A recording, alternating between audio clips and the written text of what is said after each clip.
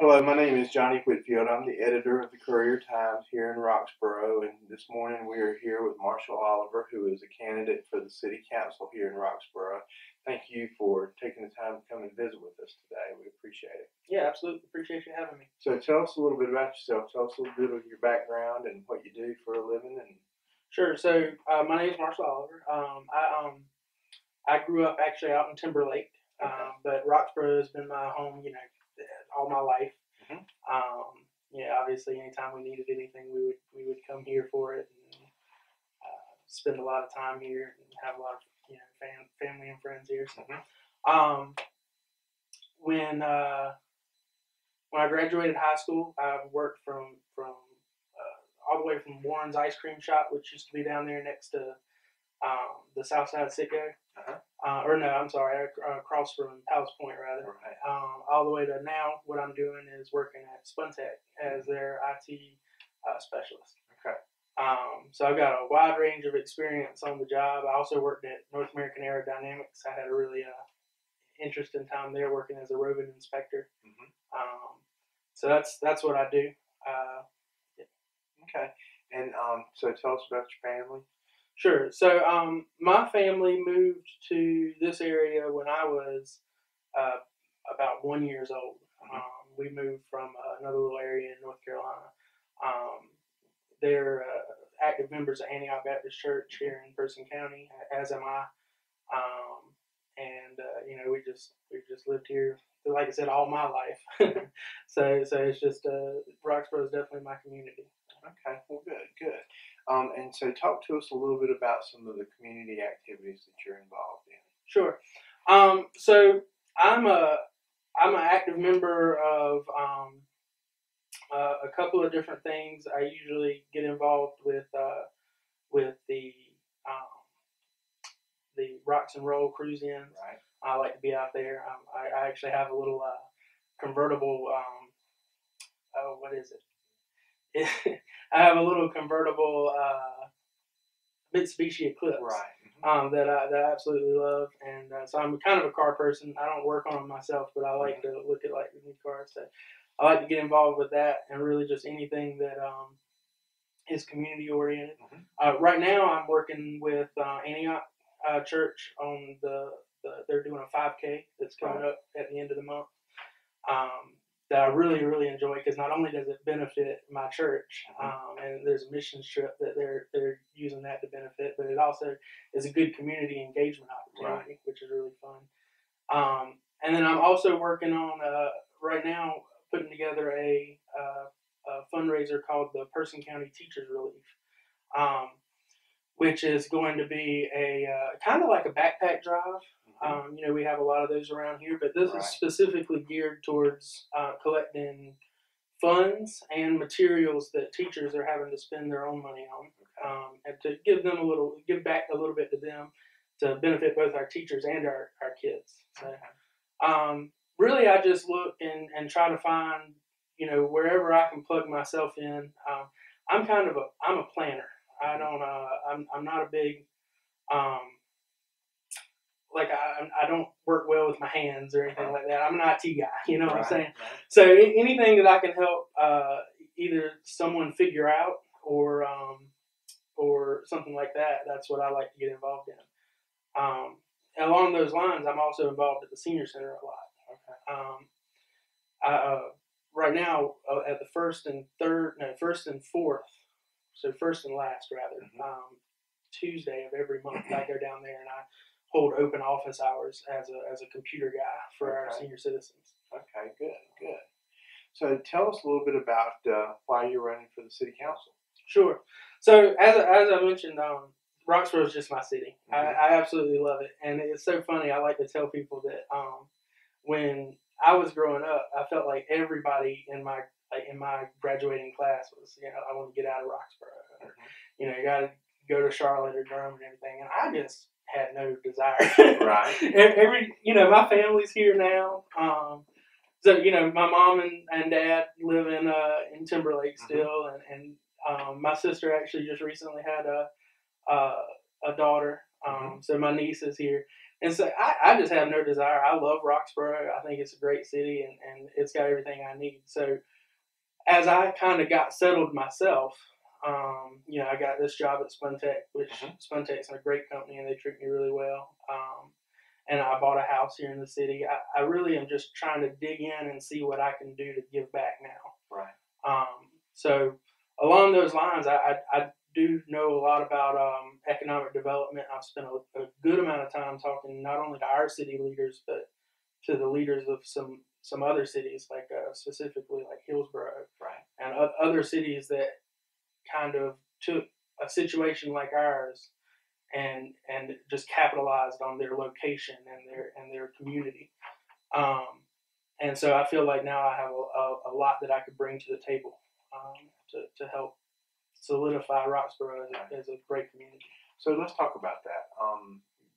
Tell us one or two personality traits or skills in particular that you think would make you a strong council member. Sure. So I'm really analytical. I like to take a look at the entire picture of anything. So I can talk about, when I'm working on IT stuff, I like to step back and look at the whole picture. What are we trying to achieve?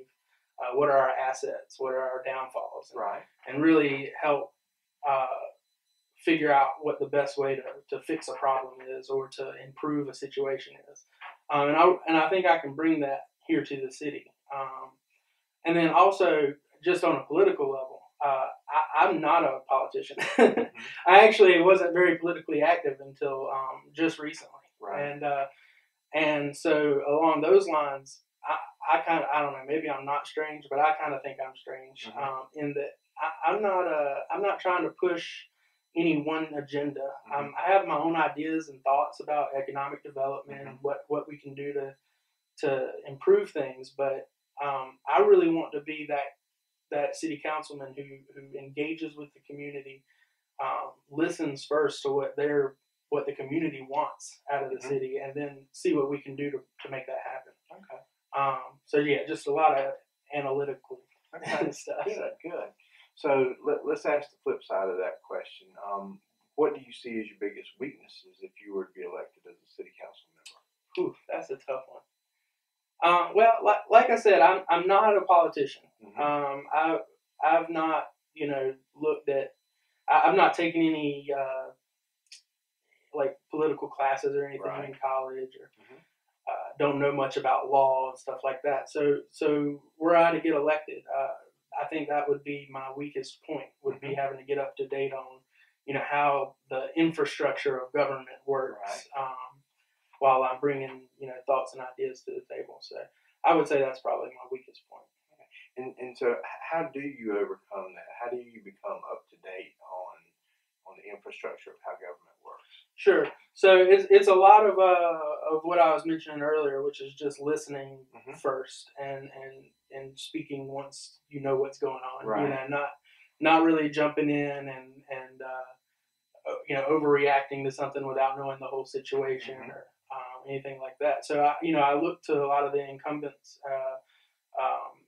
our current mayor, our city planner, and our people like that to really help shore up those weaknesses and get me to where I need to be. So. Okay, good.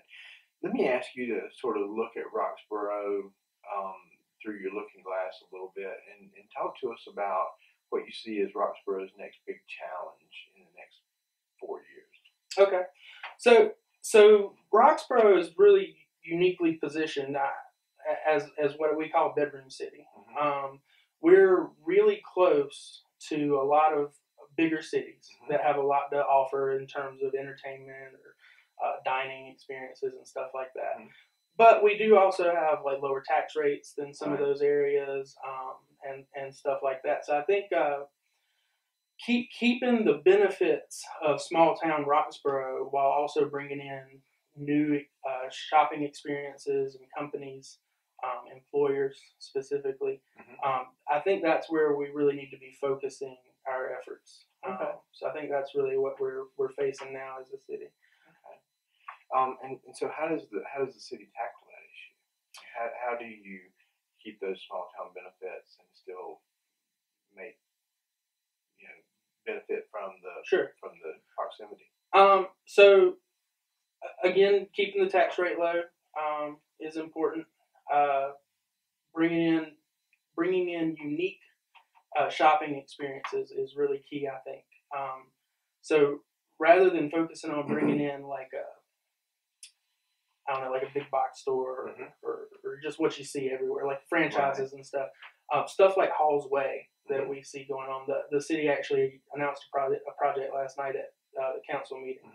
This little pocket park that they talked about. That I think is really key. Just making it a unique experience, especially in the uptown area, will really be a good pull to people from either out in the county or out in other counties to come into Roxboro.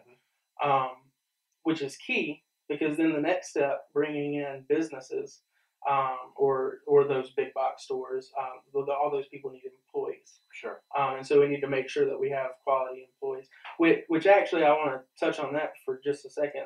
Another one of my passions, and this is something that I work on a lot like the teachers relief. This is something I work on win, lose, or draw. It is bringing opportunities to the city to improve the workforce that we currently have. Now, whether that be classes, kind of like what I'm doing at the senior center, or whatever that looks like. That I think that's a really good point that we need to focus on if we're going to continue to grow economically. So. Good.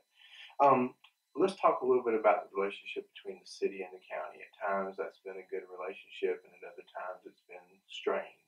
How would you, as an individual city council member, work to strengthen that relationship? One of my big things is communication, just in general. No matter what's going on, and I don't want to point out too many specifics, but right now there is a little bit of a strained relationship. I feel like between our current council as a whole and our county commissioners. But one of my things is focusing on just communication and making sure we're talking. And whether we're disagreeing or agreeing, it doesn't. That's not the point. The point is that we're getting out on the table between our commissioners and our council. This is what we think, and this is what they think, and we clearly understand that. Like I said, I don't want to get into too many specifics, but with the senior center recently, I feel like a lot of the misunderstanding there probably could have been cleared up if there was a lot of communication, and just some chit chat. So I'd be very cautious about airing dirty laundry on social media and stuff like that, and more focused on just getting in a room together and making sure that we're working together. Because honestly, the city is the county. We're a one city county, and so it's very important that not only our city citizens get taken care of, but our county citizens do too, because this is their city just as much as it is our city. You have talked several times about economic development, and I wonder if you could talk specifically about some of your ideas about how the city might go about marketing itself to bring in new jobs and new opportunities for entrepreneurs or corporate entities. Sure. So when I start talking about what the city council can do to help with economic development, one of my favorite things to talk about is Spuntech, which I work there, so I'm a little biased. But but the reason I like to talk about them is because there was actually a deal with they recently opened a new production line, and there was a deal with City Council that really made it easy. That made it an easy decision for them to put that production line here versus building a new line in Columbia, or some other place. And basically what they did was Spuntech's production lines use an immense amount of water. And so what they did was they cut a deal with the city to allow them to use the inside water rate, which is just a lower water rate that city citizens pay, instead of the outside water rate, even though they're in the county and not in the city. And the reason why this is so brilliant, and I love to talk about it, is because the way I see it, and I don't have any insider knowledge here, but the way I see it, now that they've built the line, which was millions of dollars, when that deal is over, which I think it's a 5-year deal, it's going to be a no-brainer for Spuntech to annex into the city, and then we're going to get that tax value, and the taxes being paid on that. Right.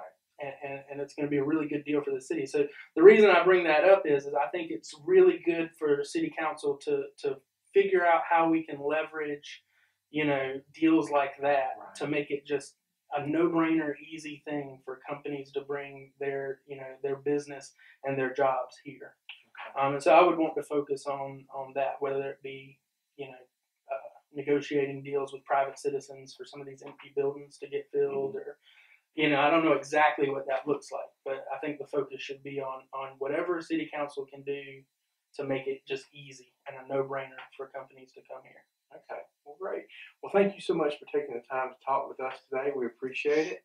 And thank you for watching. We hope that you will go out and vote. Election Day is October 10th, and early voting begins on September 21st. Thank you.